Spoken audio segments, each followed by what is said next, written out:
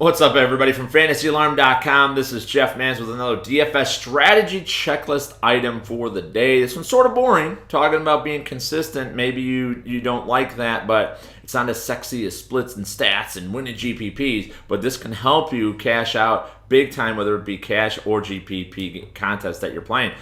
Being consistent means that from a seasonal background, those of us who played seasonal fantasy sports, we know one thing. You draft a certain team and you're sort of stuck with that team. Yeah, you can make a waiver move here and there, but you're in it for the long haul. And those of us who have suffered through a bad April or May in seasonal fantasy baseball only to close out a league title, we know that you stay with the same guys. You got to give them some rope. You believed them at the start. Why not continue that trend? Why not allow them to grow and mature and develop into the players that we thought they would be? So being consistent is paramount in the daily game here as well.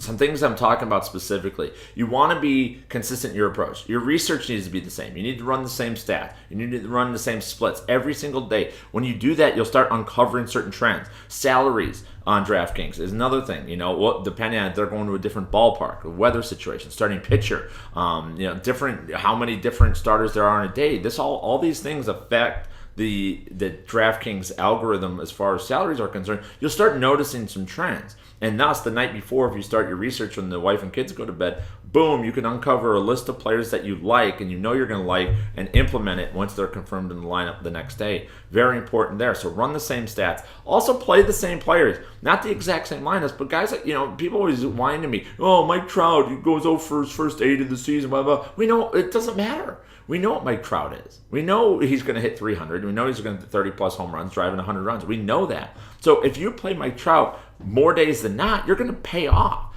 Sure, you'll get some 0 for 4s. Absolutely. You're going to lose some games in daily fantasy baseball, folks. That's just the nature of the beast. The thing is staying consistent.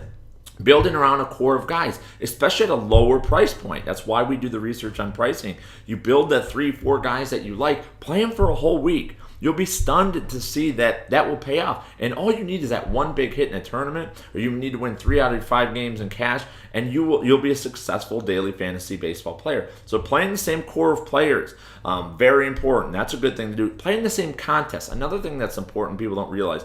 If you're playing in the check swing tournament every single day, look at the winners. Look at the ones who take in the top 5. Look at the top 10 lineups. Review their lineups. What's winning in that contest? You'll get to know certain players. You'll get to know their tendencies, and you'll get to know the structure of the lineup and the nature of the players that are winning that contest most consistently. You can glean that information out and help you score big win yourself in daily fantasy sports. So there you go. Be consistent in your approach, folks.